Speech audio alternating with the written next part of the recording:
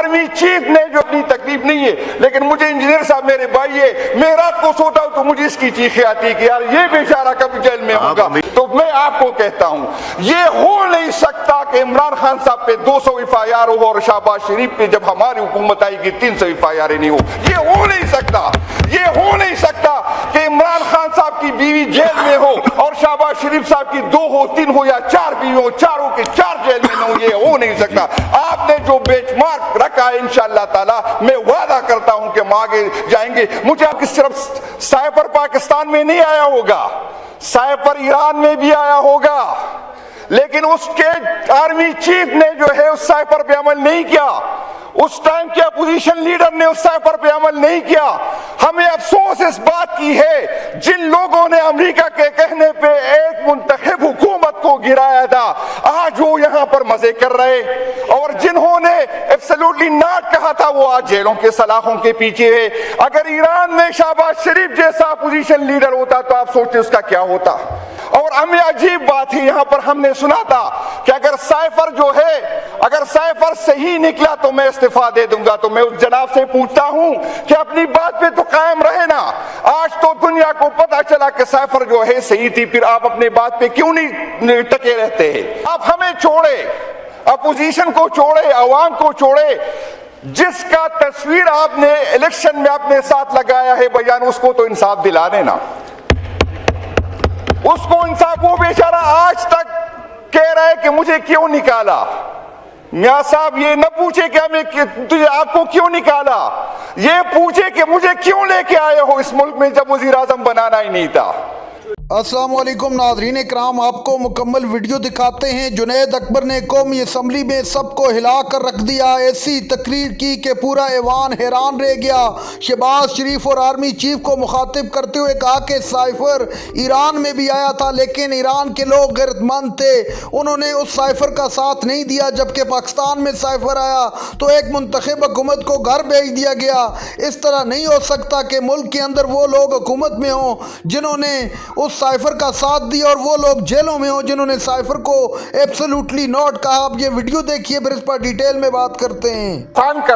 آسان کرتے میں 2013 میں نئے بنا ہوں، میں 2018 میں نئے بنا ہوں، میں اب میں نئے بنا ہوں۔ اگر میں کسی کا حق کہا کہ اسمبلی میں آیا ہوں تو مجھ پہ بھی لعنت اور میرے بچوں پہ بھی لعنت۔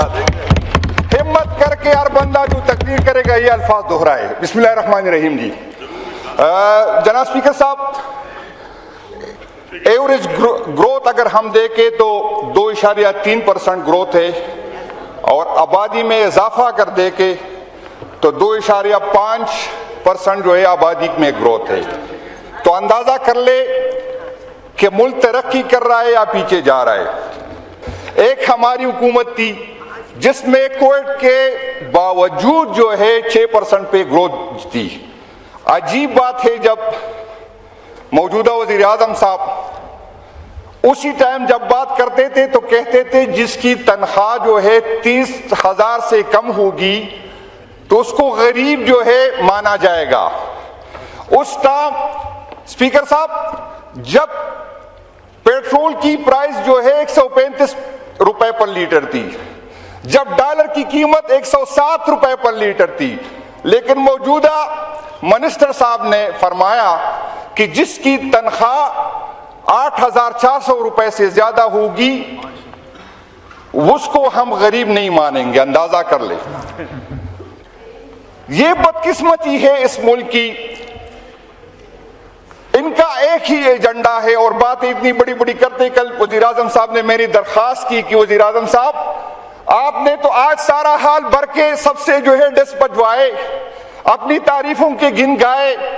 یہ عمران خان صاحب جب وزیر اعظم تھے تو ایران اور امریکہ کی اس نے کوشش کی، اس نے کردار ادا کیا تھا۔ ایران اور سعودی عرب کے جو تعلقات خراب تھے اس وقت کی وزیر اعظم نے اس میں کردار ادا کیا تھا، اور ہم سب کو فخر ہے اگر پاکستان نے اس میں کردار ادا کیا ہو۔ آپ ہمیں چھوڑے، اپوزیشن کو چھوڑے، عوام کو چھوڑے، جس کا تصویر آپ نے الیکشن میں اپنے ساتھ لگایا ہے بیان، اس کو تو انصاف دلا دینا،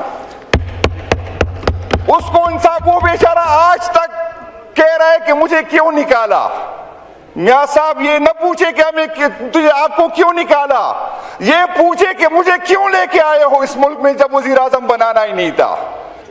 और हमें कल ये कह रहे थे हमें ईरान की कौम पे फख्र है, हमें ईरान की हुकूमत पे फख्र है कि उसने एक सुपर पावर की मुकाबला किया और उसको मजबूर किया कि उसको एक एग्रीमेंट पे लेके आए। अगर हमारे उस टाइम की, मैं आपको ये बता दूं कि सिर्फ साइपर पाकिस्तान में नहीं आया होगा, साइपर ईरान में भी आया होगा, लेकिन उसके आर्मी चीफ ने जो है उस साइपर पे अमल नहीं किया, उस टाइम के अपोजिशन लीडर ने उस साइपर पे अमल नहीं किया।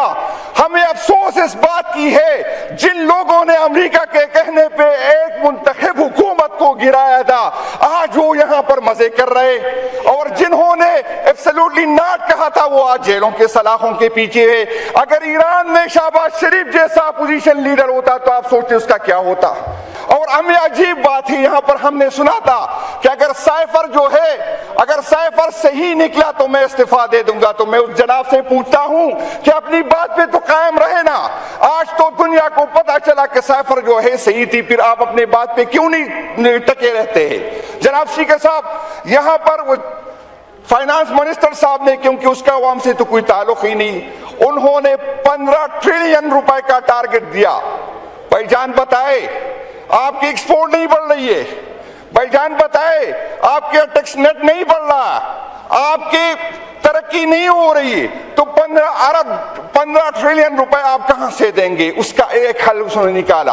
अभी पिछले दिनों मैं एफबीआर के एक बंदे से मेरी बात हुई, उसने कहा मैंने साहब हम मजबूर है, हमें कहा जाता है, हमें टारगेट दिया जाता है कि आप ये टारगेट पूरा करें, चाहे जिस तरीके से आप पूरा करें।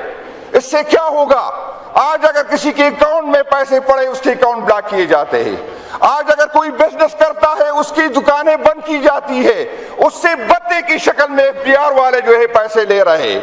आपके पास कोई, आप हमें बताए कि 15 ट्रिलियन का टारगेट आपने किस तरह दिया है। मैं आपको आज ही कहता हूं कि मिनी बजट आएगा, मैं आज कहता हूं कि ये टारगेट पूरा नहीं कर सकेगा, मैं आज कहता हूं कि इसकी कोई तैयारी है नहीं है।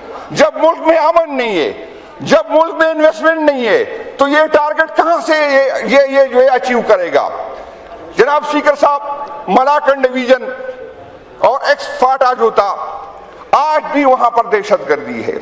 नाज़रीन इकराम, आपने वीडियो देखी। जुनैद अकबर ने आज कौमी असम्बली में खड़े होकर ऐसी तकरीर की कि तमाम हदें पार करके रख दी। जुनैद अकबर ने स्पीकर को मुखातिब करते हुए कहा कि जिन लोगों ने अमेरिका को आंखें दिखाई आज वो जेलों में बैठे हैं, और जिन्होंने जी हजूरी की वो हुकूमत में बैठे हैं।